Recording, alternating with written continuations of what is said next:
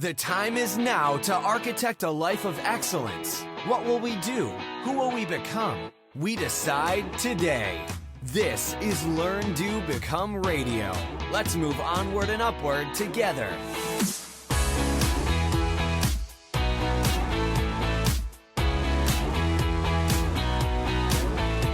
Hello and welcome to Learn, Do, Become Radio. It's April Perry here with Alia.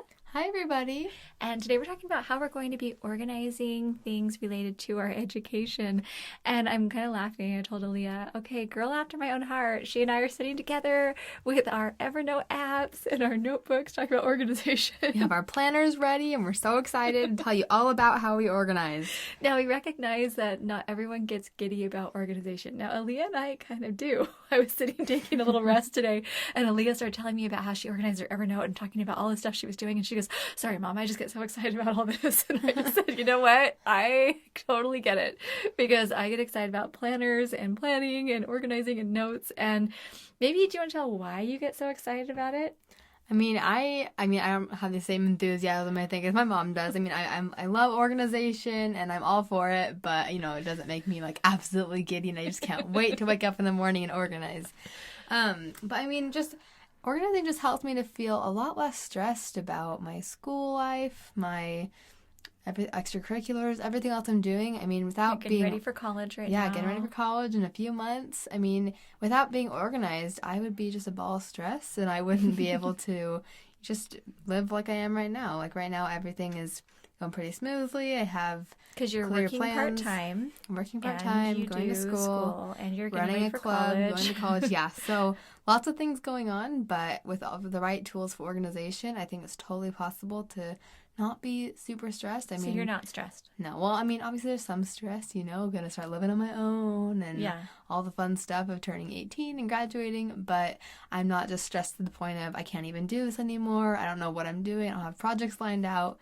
It's manageable. Okay, and I think that's exciting. And as I talk about the things I organized today as a parent, as a business owner, right, these are the things that help me in just balancing my life. And so wherever you are in your life, whether you're a student, whether you are a young adult, a parent, a grandparent, as we are learning new things, we need to be able to organize that information so we can find it when we need it. And as we talk about organization, I just put together a few ideas, and Alia, add to this if you can think of something additionally. But I think that sometimes it's just being a formal student, like if you are in high school, college, going back and getting an MBA, some graduate degree or something like that. Sometimes that education is in a business setting because most professions have some sort of a conference or some sort of a certification you have to renew or something like that. If you're a nurse, if you're a lawyer, if you're a teacher, you have to do something to be able to maintain your professional status. Then there's also just personal education. If you like to read books or you like to listen to podcasts or go visit websites or take online classes. And that was the fourth is these online courses, kind of formal learning you can do online. That doesn't necessarily have to be related to business or professional development, but it could be things like how to discipline children, or you see a lot of online courses for things like healthy eating or how to test prep or just other things that also pertain to school. Yeah. So wherever we are in our learning process here at Learn, Do, Become, being active learners, that's a really important part of this community. That's what it was all about, learn, do, become. So what we're going to do today is I'm going to share a little bit about how I specifically and formally organize my learning, and then Alia is going to share how she does hers. We're just going to make this kind of conversational. So I want you to imagine you're sitting here with us, going through our phones and our notebooks. And I wish we could be on video because I have my planner right here. We have our Evernote apps open, ready to go. I wish you could see, this setup that we've got going on. But we do actually have some video series coming in Alia's Step for Students program. Maybe just do a quick plug for that. Plug for that, yeah. So all of the things I'm going to be talking about will be featured in depth in my new program, Step for Students. This will be coming out very soon. So this is based on Steps to Everyday Productivity, the program that Eric and I have developed, and Alia is putting together a program for students. And you're getting a lot of enthusiasm. Lots of enthusiasm, yeah, because this is a kid-to-kid program, and this isn't some adult saying, you need to be organized, and you need to do your homework and all this stuff.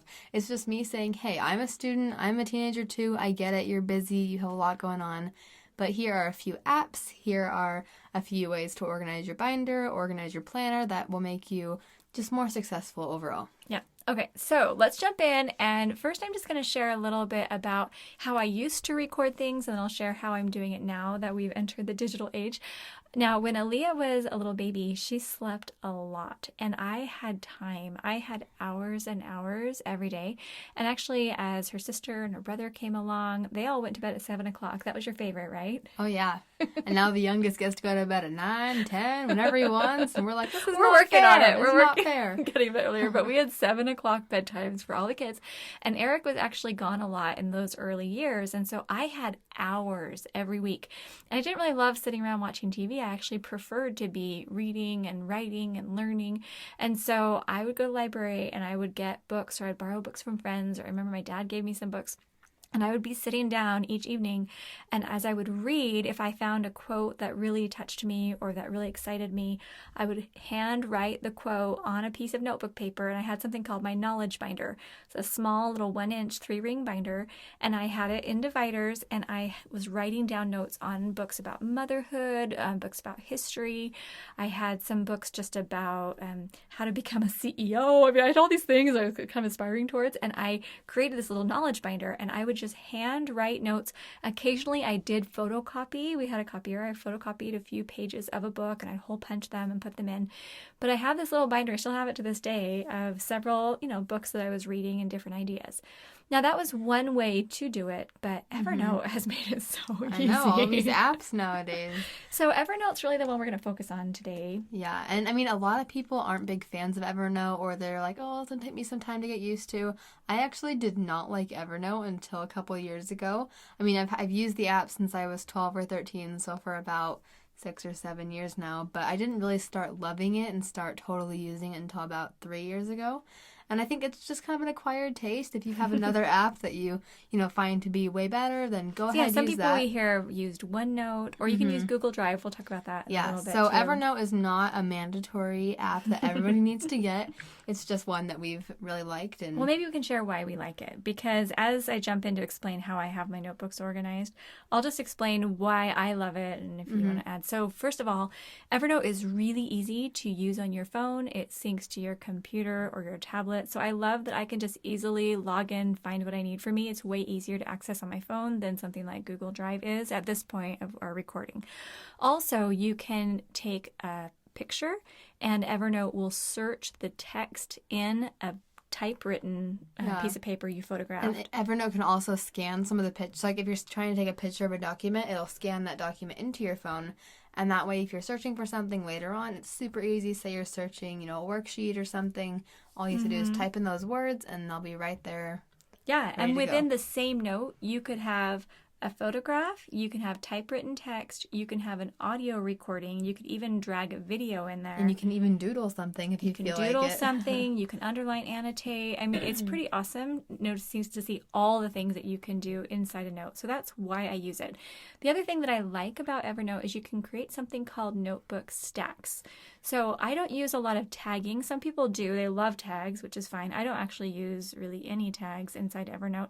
But I have them organized in notebooks, and I have one notebook called my education stack. And I was showing Alia today, and she said, oh, I don't have any stacks. I haven't done those before. Oh. Were you so excited? So excited. I mean, for me, I just like having a general notebook. I'm not quite into stacks and super specific categories yet. So you could totally do this with just one notebook. That's what I do right now. Works just fine. It's and also, searchable. this isn't a big commercial for Evernote. Yeah, we absolutely. just love. This is just our own. We're just talking about what we like, right? So, but inside of my education notebook stack, I have 4 notebooks. And so the first one is book notes. Second is course and conference notes. Third is general education notes. And then the fourth, it's notes for a specific course I'm taking. It's called like a master's in business ownership. And so as I'm really taking that seriously, it's been a 1-year course. I created a notebook just for that. I may actually move those notes into my course and conference notes later so I can just kind of simplify. But just to give you a feel for where I am right now, I only have 10 notes in my book notes. In my general education notes, I have 137. Course and conference notes, I have 46. So that's kind of how I am. But I'll just explain a little bit how I do each one. Does that sound good? So I'm going to actually be showing Aaliyah as I'm talking with you guys. And then Aaliyah can ask any clarifying questions or whatever.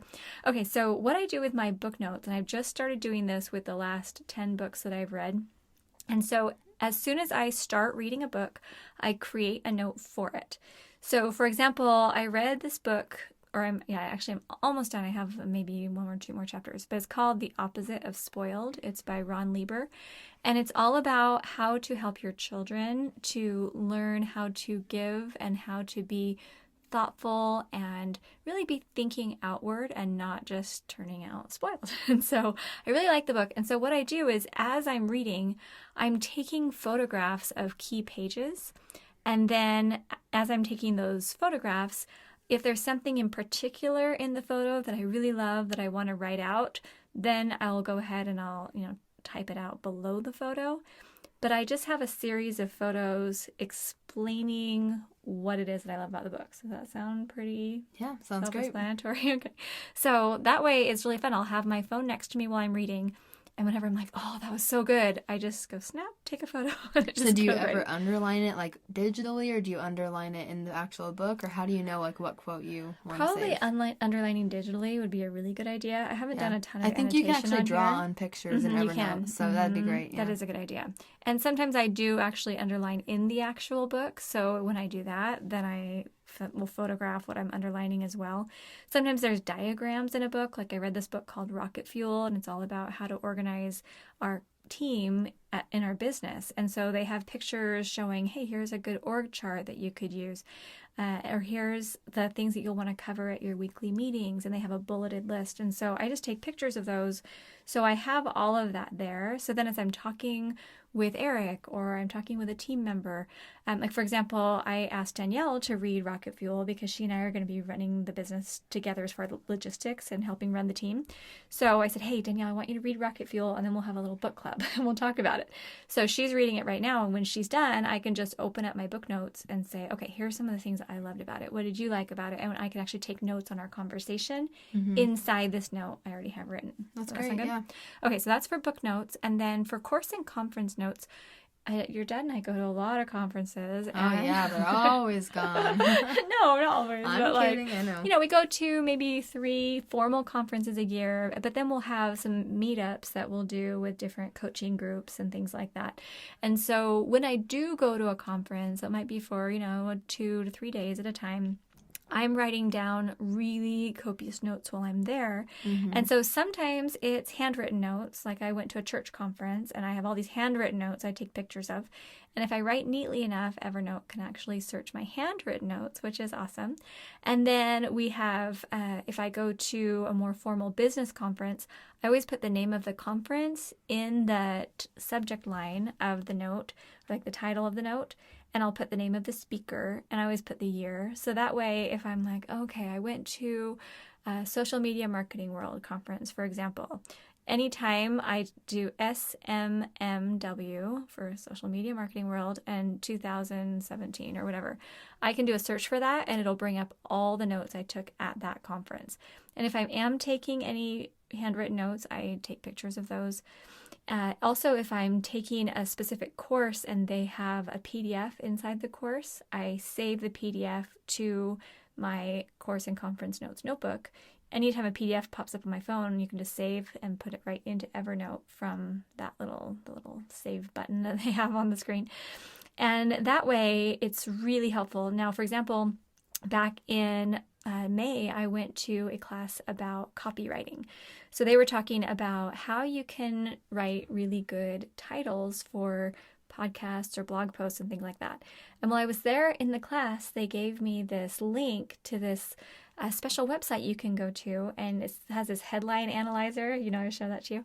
And if I was saying like, oh, I can't remember that headline analyzer, it was so good, I can just go right to my copywriting notes. Oh, and now you're probably going to want that. It's aminstitute.com/headline. It's so great. You can This type is how in we anything. come up with all of our podcast titles and pick the best one. So if you're ever It helps curious, you because we don't know what to call it. Like as we're recording this podcast right now, I have no idea what we're going to call it, but we're going to go to aminstitute.com/headline. and we're going to try 70 different titles and find our favorite one that gets the highest ratings, and that will be it. But the way I remembered that is I thought, oh yeah, I remember they showed me that. And then I could go right back to find it. So as I have, a whole lot of notes in here, it really helps me if I have a coaching call, if I have a coach that I hire and I work with once a month, and I can just go search the name of my coach inside that notebook and just see all of our notes. So, Also, I want to add something. I think this could be a great thing. If you're a Google Drive user or something like that, this could also be great because you can add all those pictures of your notes.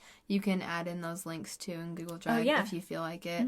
There might not be the exact same search functions. I'm not sure. I'm not super familiar. Yeah, but you can create a public link to an Evernote or to a Google Doc or a Google Sheet. So they really can work independently. And I know that Evernote has actually started incorporating Google Drive. I haven't used that feature yet, but as we continue to talk about Evernote and other digital resources, things are changing and growing all the time, which is really fun. Yeah. One quick question. Do you have a note-taking sheet for conferences that you recommend? Yes. Okay. So it doesn't always have to be done on the sheet. Like you don't have to print it out, but I do create an executive summary of every conference that I attend. And we have that. It's in a podcast about conference notes. We'll put it on the show notes page for this podcast so you can go find it, or just look through all of our podcasts and say, hey, do you have one on conference notes? And I know I made the URL easy. I think I'm not going to say it because I don't know what it is, but yeah, we do have a template. Okay, because I really like their template because it's just a super easy way to visualize, all the main points you learned at the conference. And I like that. Just as like an and that is summary. something I do put into my Evernote notebook as well. So if I do write it on a sheet of notebook paper, or if I have that template printed out, it basically says, here's the things I'm going to do right away. Because when I'm done with the conference, I'm going to say, here's my right away list. Then here's things I'm going to do soon. And then here's just general ideas or, kind of inspiring thoughts from the conference that I want to remember. Yeah, and I think it makes it takes away from the more typical, I went to a conference, that was nice, and then you kind of just forget about what you learned. You don't take action. I think that worksheet really helps to make you kind of like, implement what I learned. Yeah, implement what you learned and kind of become accountable for what you learned and how you're going to start implementing it. Well, and that's really what we want overall. I mean, the reason I take notes on the books I read and the coaching calls I go through and all the courses I take is because if I'm going to invest time reading, learning, studying, I don't want to just forget it because I'll forget everything. If I don't write it down, I'm not going to remember. Most of us aren't able to remember all that. Okay, and then for general education notes, and this is the one where I have the most notes, this is where I'm just keeping track of really anything random that I'm learning. So if I, for example, read a blog post about how to really identify your ideal customer, and they have a worksheet that goes with it. I'm not taking a specific course and I'm not at a conference, but that's something that I would like to be able to access again. So I put the worksheet into my general education notes. Or if I'm on a website and they're like, oh, hey, here's this awesome download. All my downloads can go into Evernote. I love that. Or if I'm reading a newspaper article and I think, oh, this is awesome. What great information. Or a magazine article. I can just take a picture of it. Or you can do that web clipper that Evernote has. Or, sometimes I'll listen to a podcast and I'll get 5 new ideas or an audiobook or something like that. And I just put it in my general education notes.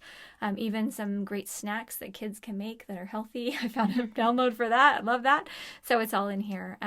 So that's just what I do with my general education notes. Is just having a place to put all of that. And then just the final one where I have this specific course that I'm taking. This is where, as I'm watching the videos, this course is 100% video. So they don't have anything in text or anything in audio. It's all video. So as I'm watching the videos, I'm taking screenshots of them, and then I put all the screenshots into the note. So for example, I took a course on how to manage a team. And as I'm listening to or watching this video, they're giving ideas on how you do team evaluations, and they had samples, PDFs on the video. So I'm screenshotting what those look like, so then I could make that if I wanted to, in Excel or whatever. But I could make these worksheets. And so having just a place to put screenshots, that's really important. A lot of times, Dad and I teach these classes, the How to Finally Stop Drowning in Piles. So this is our introductory step webinar. And as we're teaching these classes, people will say, I'm taking screenshots like crazy. Now, as they're saying that, I'm thinking, okay, what are you going to do when the class is over with all those screenshots? Are they just going to clutter your desktop, or are they going to get Or they're going to sit in your phone, yeah, right? Because if you're taking screenshots all the time of things you see on social media or things that you learn in a webinar. I'm kind of guilty of this too. I take lots of screenshots and then sometimes I forget to put them somewhere. Yeah, and so one thing that I make sure I do is I never let a screenshot just fly away into my phone photo archive. Because, you're going to save them on your, digital photos, but most people don't have those organized either. So if I just make sure anytime I take a series of screenshots, before I close up the day, I take those screenshots and put them collectively into Evernote in a place I can remember them. Yeah, and one thing that I like to do is, I'm not sure if other phones do this, but at least I know for iPhones, they actually have a folder that's labeled screenshots. Okay. So every time I'm about to back my photos up to our hard drive and take them off my phone, I go through that screenshots album, which has, instead of, the thousands of pictures on my phone, it has maybe 100, 200. And then I'll find the important ones that I want to make sure I remember. And then I'll just put those right into Evernote from my camera roll. So that way I don't lose my screenshots or... Yeah, that's a great idea. And the nice thing is that because Evernote has such an awesome search function that you can just kind of throw things in if you want to. Yeah. I've just found that the more I can group things together and I don't have to depend on the search function, but I can say, okay, let me label it myself. Let me put my own title on there. Then when I want to go back and find it, then I can. So, okay, so that's just generally how I organize mine. That's a lot mine. about Evernote. A lot of Evernote. But really, it's just one notebook stack and 4 notebooks. And that's what I use to keep track of all the things that I'm learning. And I still feel like I have so much more I want to learn. But now I'm excited and I feel like I have a place to put it. Okay, so now we're going to shift gears a little bit and talk about how Alia does her learning and recording, because since she's still in high school, she still has papers, she still has homework assignments. Her learning is a little bit more formal in some ways. So let's talk a little bit about how you do your paper files first and how you do your binder. So she's got her school binder right here. I see physics and AP Gov and all this stuff. And I just want to say, I know that you're probably going to be like, oh, I want to see pictures, I want to see more. That's all going to be inside the program. Okay, so this is just kind of a brief overview of the systems that work for me. And I will just say, to get on the interest list for that, it's learndobecome.com/students. So go check that out and you can opt in and she'll tell you more. Okay, go ahead. All right. So I've found that a lot of my peers have a binder and they stick everything possible into the front little pouch of their binder. Okay. There's no rhyme or reason to how they're putting their papers in, and it's kind of chaotic. Is it active papers they need to turn in, or is it archive, It's or everything? In all subjects? Every subject, it all Is fits it ripping? in. Oh, yeah. It's ripping. It's falling apart. If you shook their binder just a little bit, everything would fall out, and it's a disaster. And I watch people flip through it trying to find their homework assignments, and I'm thinking, oh, my goodness, like... Now, why are they doing that? Is it just because they're just in a hurry? I think they just don't know where to put it? I think they probably don't have a system in place to... Feels kind of stressful? It's probably just stressful, and they're just thinking, all right, well, at least I have a place for all my papers. Yeah, it's not just stick it getting in front. put in my backpack. I'm just putting it in front. Organize it later. I'll organize it later. I know I have it here. Well, because most adults are doing that too. We're sticking things in piles. Like, oh, I'll organize it later. Okay. Yeah, and then that just doesn't end up happening. So what I found is really helpful is having a pocket, a little divider with pockets in it for every subject. You can find these at just office supply stores. They have them around when school supply sales are happening. And most teachers ask you to buy them. Yeah, most teachers right? ask you to have dividers, but I found that the ones with pockets work really well for me because a lot of teachers aren't hole punching all their papers for students, or there's half sheets that get, lost in the mix of all these big papers, and I feel that having a pocket for every single subject is super helpful, and the ones that I have actually have double-sided pockets so I can have even more space. Now, are a lot of teachers going paperless? Because I am noticing this more so in elementary about schools. half of I think it's happening more so now than it has before. So half of my classes are solely online. Everything we do is online, submitted online. All of the instructions are online. And I actually prefer that because it's less for me to keep track of. I don't have as many papers coming home anymore. It's easy for them to grade because they don't have to collect it, find it, turn it back to me. But for the teachers that still are using paper, I have just all my materials in that teacher's pocket. So for example, with my physics class, all of our tests get returned to us, and I put my tests in this pocket just to reference for that term. Or for my other classes, I just have just kind of the usual papers that I get in class, or maybe some notes that I've been taking for that particular lesson. But I make sure that at the end of each term or each semester, I go through these papers and I figure out, okay, what's needed, because your binder gets pretty weighed down at the end of a term or a semester. And I just go through each section and I think, all right, well, what's been, for sure done, for sure, I don't need any more. And I just kind of touch base with the teacher and say, all right, I'm throwing away everything except these papers. Are we going to need any of these in the future? And if they say no, then I go ahead and toss them and get rid of them. And if they say maybe, what I do is I put it into my Evernote. Okay. So I have, and we'll get to this later, the Evernote. Okay. But I keep my binder really with just the basics that I need for that particular chapter, that section, even just that semester. Now, what we do need to clarify is that you're not using your binder as reminders for what your homework is. Yes, this is just for like support materials for that class, or this is just like maybe some papers for an ongoing project that I'm working on. This is just where I keep everything organized and contained. Where you keep track of your projects, and that's something that's more we'll talk about in the step for students. But today we're just talking about where we put the papers. Yeah. So active papers for that term are inside your binder. Mm-hmm. And then you also mentioned you had kind of an archive place for papers in your room. Yeah. So if, say for example, in my math class, we used to get a lot of packets with a lot of our math assignments, but and at the end of each term, it'd be a ton of papers in my little folder, and my folder would kind of be bursting at the seams. So I would take those papers out and put them in a file folder and just keep that in my little file box, because we had a big final at the end of the semester that incorporated all the things we learned. So if I had gotten rid of those notes or thrown them away, I wouldn't have done as well on that. Well, and I'm sure you've talked to some of your friends who are getting ready for a final and they say, I have no idea where all my papers are. And then you think, okay, as a parent, that's really stressful for your child when you say, okay, go study for your final. And they're like, oh, especially with the cumulative final with everything you learned for months. Yeah. And then they end up trying to call a friend. I mean, we've all seen this happen. And so I think as parents, we want to set our kids up for success, but we're like, well, what do we do? So if they have an organized binder and they're actually using their folders, and then they have some sort of a folder system at home, just one folder for each class, something like that? A lot of my classes I don't end up needing to use files for, so it's just kind of a case by case. So it could just be one file box. One file with whatever I need for that school year, and right now I don't have anything in it because my teachers don't require anything to be carried over term by term. But I like that you have a conversation with your teachers before you throw things out. Because sometimes you'll have a teacher say, all right, actually I want to collect this thing that I never collected.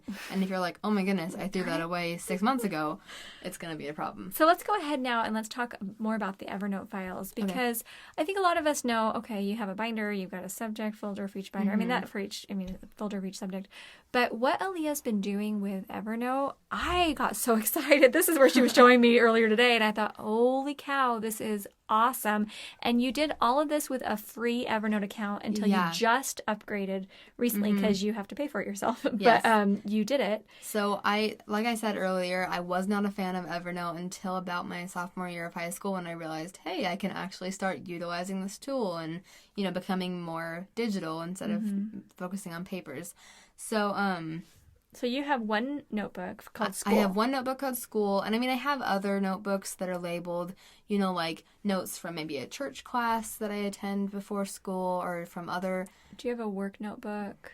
I have one. Let me see your notebooks for a second. Okay, so it's kind of scattered. I have one for college applications, and that's only for college applications. That details my service hours. It details some of my accomplishments, and that's just an easy way for me to go through my things I'm just looking for college, because if I have my college application ideas in my school folder, it's going to get jumbled. Okay, I love that you have memories and pictures. Yeah, so what I do is I'm one of those people that loves to go back and find pictures or memories or screenshots from a while back and then bring them back up. So before I take all my photos off of my phone and put them onto the hard drive, I just do a quick scan, and anything notable, I just quickly tap all the photos I want, put them in an Evernote, and label it memories. So that's been great, because I can just go back and look for apps. Yeah, of this is pictures that awesome. You have some date night ideas? It only has one note because I actually pinned all of my ideas instead. So Okay, so those are on Pinterest. But you've got some things for work I see in here. Yeah, Yeah. study for church, a someday in reference, things for learn, do, become for the work that you do with us. Okay. So most of my notes are in memories and pictures, and that's just simple everyday things. But then the second biggest notebook is just school. Okay. So like I said, I did do this with the free version. Now, I'm not sure what the free version is like They now. kind of change It changes how much from you can upload. year to year. Yeah. But at least when I was using this, there was a limit on how many pictures and how much storage you were megabytes allowed you can to upload. upload for free. So I had to kind of space out my uploading Mm-hmm. over a couple months because I would kind of max it out and Mm-hmm. be all excited to upload everything I possibly could. But now that I've started working and I can pay for my own Evernote, yearly plan. Now, this is something you choose to This invest is something in. I invest in because it's important for me to have all my files uploaded, all my pictures saved, and it's been a really helpful tool for me as far as school goes. But it's not necessary to have a paid subscription at all. Right. So let's talk first about how you take your archived papers from school. You said that you kind of, instead of just keeping a bunch of papers, like your math papers, for example, in a filing cabinet, you do pictures or scans of them. You want to just explain how you do that? So, for Is example, that for every class? Not for every class. It's only for classes that I know I'm going to need to reference back to. So, for example, in my Algebra 2 class, my teacher was amazing, and he gave us these awesome printed notes that we got to handwrite in as he went along with them, as he Okay, like went through them. templates, Kind of templates for us, yeah. So I realized that these were awesome, like foundational subjects for math. And it was just, simple algebraic equations or whatever, but I knew I'd need to use this And in then help later you math. for the ACT. They helped me things for the like that ACT, as well. all sorts of things. And because they were typed, I thought this would be great to put in Evernote because I can just search for keywords from these math packets. And I had probably dozens of packets at the end of the year. And but that they would were have been so bulky. boxed. It was huge. It was Yeah. probably like a couple pounds worth of papers. Yeah. So over a few months, I took a picture of every single page of all of my math packets, and I made sure I had good lighting and everything. But I actually found that last year in one of my AP math classes, I was really stuck on one of these basic, simple math problems, and I was thinking, actually, I think I learned this in Algebra 2. I did a quick search in Evernote about something about quadratic something or other, totally found all of my notes, Awesome. taught myself how to do it again from these notes, and I was so happy that I had saved these because I didn't need the physical papers weighing me down. Yeah, But and I while had you it- could have searched online, knowing what the notes look like and knowing you'd already learned them once, Yeah, then they're it was more gonna easily familiar. refresh Yeah, your because of memory. course there's Khan Academy videos or other Yeah. resources online, but I already knew this method. I knew that I had notes somewhere. You just needed to see it. I just needed a quick refresher. So Okay. this was super helpful to have. And also another thing I like to keep is the syllabus that my teachers have, because a lot of teachers, sometimes they forget what their own syllabus says, or they have different requirements in the syllabus than they talk about in class. So at the beginning of each year, I take a picture of the front and back of my syllabus, I put it into Evernote, and I just have it saved, so that way if I ever need to reference And you just have the name of the class. name of the class, the name note. of the teacher. Do you put syllabus in the note title? Okay. Yeah. So I love that Alia doesn't just have the syllabus. She has a lot of supporting resources inside of her Evernote. So she'll put the syllabus for each class. She'll also put things like her ACT scores and Yeah. how those scores are broken down. So as she was studying, because you took the ACT a few times. Yeah. So as you're studying, you can look back, see your scores, see what they were, and you're getting prepped there. I also have like my locker combination. I don't use my locker a ton, but when I do, it's sometimes a hassle to try to find that paper that has the locker information. So I just take a quick picture of it, and I actually have all my locker combinations from like since freshman year in my Evernote.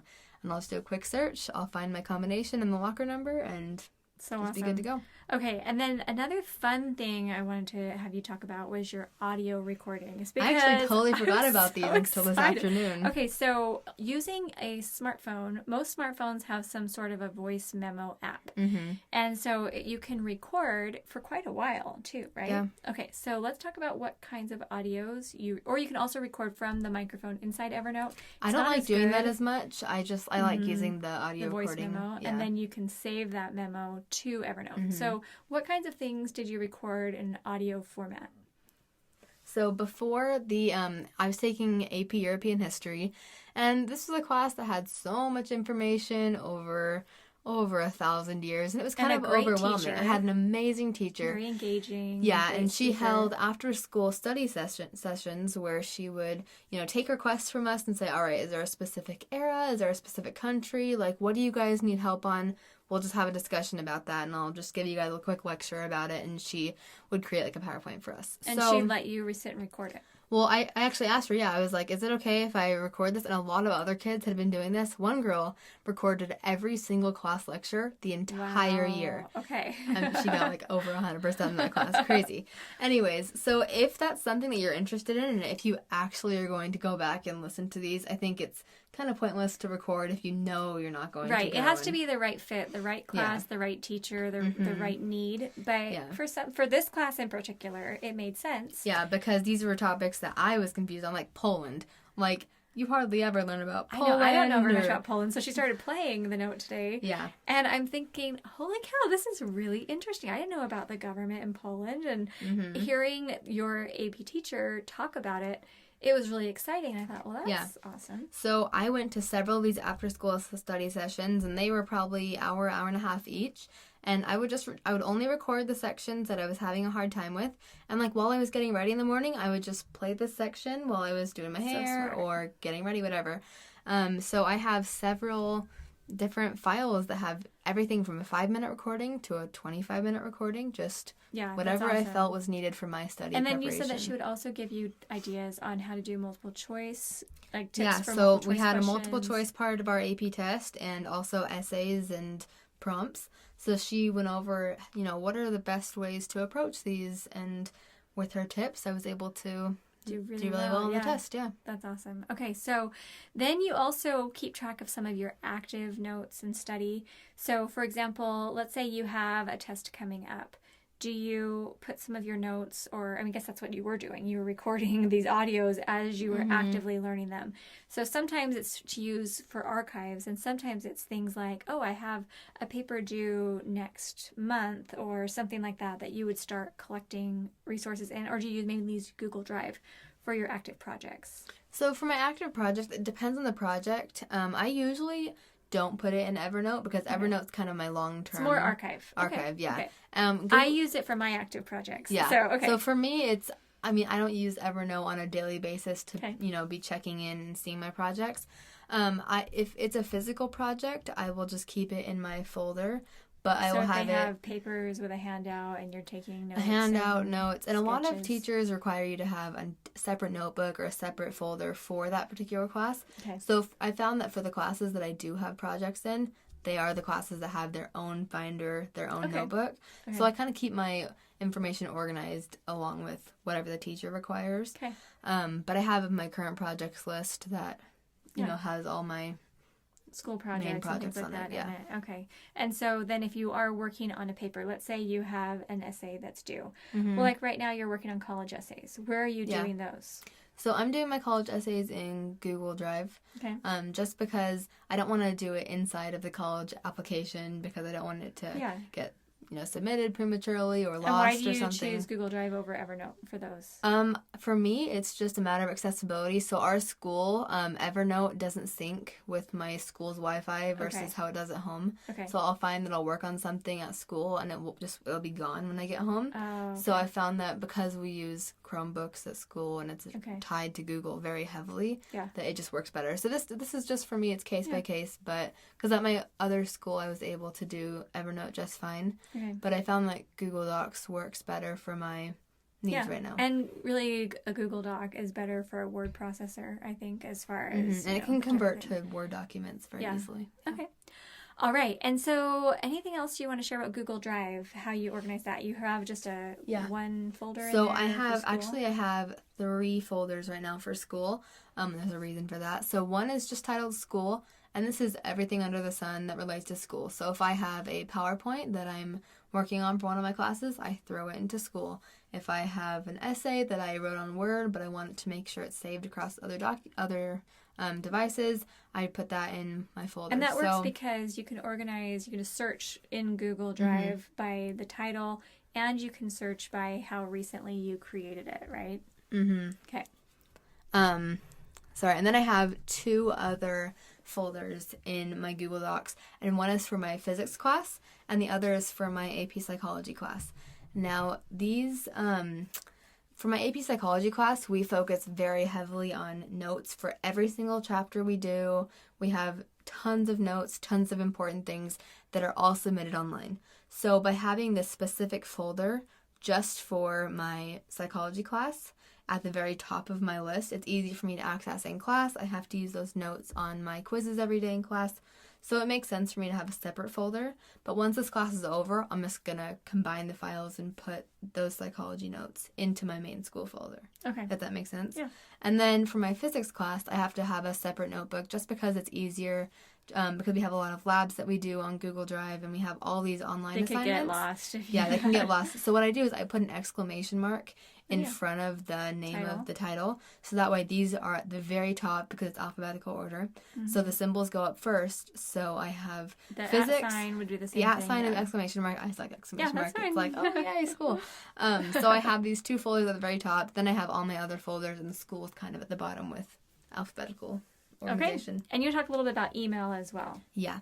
So in email, I've also found that it's helpful to have a school label. So one of my big things that I'm very passionate about is like getting in contact with your teachers and like staying, in touch with them. And do most students do that? I don't think so. I think a lot of kids are afraid that like, oh, my teacher's not going to like me or they're not going to respond. And you don't want to come across as like pushy or you need to help me right now. Yeah. But you want to say, hey, I'm concerned about this grade or I'm concerned about this assignment or I really want to do well. I want to do well. I want to talk about, how I can improve in this area. So I found that it's been really helpful for me to have a folder for each of my classes. So let's say inside your email. Inside of my email. So I'll have an overall label that says school. And there's little nested labels underneath. In Gmail. Underneath school. So for example, I had my calculus class or my physics class. And I have all of them underneath that. And that way when I am, getting in touch with a teacher or getting a question answered, I can put it in that label and I can reference back to it. Mm-hmm. Whenever I need to. And then sometimes you were saying you would email things to a teacher or to yourself, things that you would keep. Are there any other documents that you would keep, or is that through Google Drive? Most of it's through Google Drive, but there have been times when I've had to submit something via email, or, for example, we had to use a special website to turn in our essays in my AP Language Arts class because they didn't want us, for plagiarizing and stuff like that. So it would send me a receipt, like a digital copy of my essay I turned in. Okay. I would just save that in my email because it didn't make sense to, screenshot that email, put it in Google Drive or Evernote. So you have a record. I have a record of it. I just save it in my email, and that way it's just handy and right there. And you keep emails at 0. Because you learn how to do that, which is awesome. And for any teachers I'm waiting to follow up, so for example, I have a teacher I'm waiting to follow up for about a grade that isn't correct and needs to be changed. So that's in my kind of like a sub inbox. What would you call it? Waiting folder, something like that. Yeah, so it's my immediate action emails. So it's emails that I've done everything my part that I can do, and I'm waiting for a response. So for my letters of recommendation for college, for this grade change that needs to happen, and for a scholarship I'm waiting to hear back on. You can follow up. I know I can follow up. I know that I've sent my emails. I'm waiting for a response. But that way they're still visible and accessible, and I'm not going to forget about them. But I can see, oh, hey, I haven't heard back from so-and-so in a while. Let me get in touch with them again. Yeah, okay. Email could be a whole other podcast. Yeah, so that's all good. Have lots of videos, lots of pictures, lots of screenshots of this in my program. So, which is really fun. And the thing is, what works for you might not be exactly what another student would want to do. Same thing for me. Yeah. And if your student or your child, if they have a system that's working awesome for them, if they're doing great in school and they're so happy with their own system, that's awesome. Don't change that. Yeah. Let them do what they're doing as long as they're successful and they're enjoying it. Right. And I think maybe let's look at what the vision is. So for a student, I would say, well, maybe you add to this, but the goal for a student is to be able to get results, right? So that their grades are what they want them to be to help prepare them for college or their future. And of course, they don't have to have a perfect 4.0, perfect score on the ACT or the SAT. It's whatever, doing your best. Doing what they want to do, And then also not having the stress that goes with it, because there are a lot of students who will get results, but they are stressed out. They're sifting through papers. They're always double handling things. They're missing things, looking for things. And if a student is spending more than 1 minute a day looking for things, well, that's optional.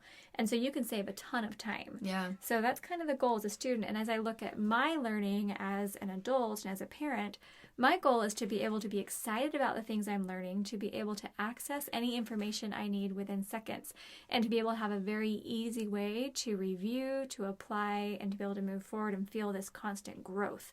Because so many adults we talk to, they don't read books after they finish high school or college.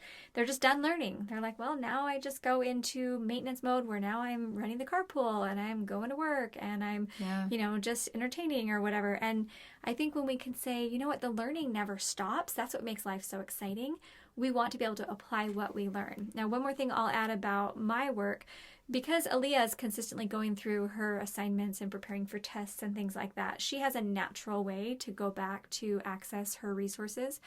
For someone like me, if I take notes on a book, I don't have a test coming up. So I have to actually, when I'm done with the book, look at everything I've learned and decide what am I going to apply from this book. So then I can put ideas into my routines list. I can create projects. I can create someday projects. And this all works with our STEP program. But I think if your goal is to be able to apply what you learn and to be able to have a system that supports you in doing that, you're going to have an exciting, really fulfilling life because now you're actually setting yourself up for success. So we just have a little closing challenge just to create a place to record the things that you learn. So if you're a high school student, we want to make sure you've got some sort of a notebook or system where you have things organized by subject at school. Also, trying out a free Evernote account or creating some folders inside of a Google Drive. Those are 2 free ways that you could start right now organizing your subjects and the basic responsibilities that you have on your plate. And if you're an adult, setting up some sort of a Evernote system, or also you could do Google Drive, you could do OneNote, whatever is preferable to you. But having a place to put that learning, create a little book, notebook or courses or an online or general learning or whatever you want to call it, even just one notebook called education, and start adding to that, because then you're going to feel a new excitement come into your life that you may not have really felt for a long time, but now you have a place to put it. It really brings legitimacy.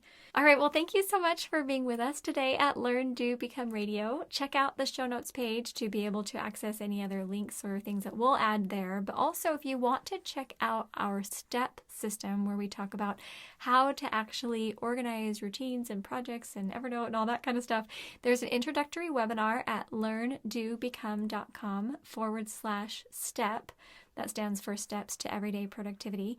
And if you want to learn more about what Alia is doing, go to learndobecome.com/students, and you can opt in and learn more about what she has going on to help students. Because really, you think about it, if you can invest in yourself and in your student, help get the family really organized and moving forward and learning, it's going to be awesome for all of you. So thanks, Alia, for joining us today. Thank you for having me.